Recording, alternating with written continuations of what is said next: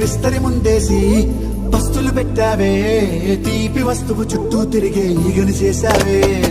చీచీ చేసి కేలేని మొగుడు గారండాయ్, గుయ్ గుయ్ గుయ్ గుయ్ అంటూ మీదికి రాకుండా కంపెడి పిల్లలతో ఇంటిని నింపావే, సాపాదిండు సంసారాన్ని మేడెక్కించావే. ఇరుగు పొరుగు ముందు సరసాలు కెట్టి పడుకోరే కుక్కలాగా మీ వాళ్ళు, ఏం చేస్తాం ఎక్కేస్తాం ఇట్టాగే డాబాలు.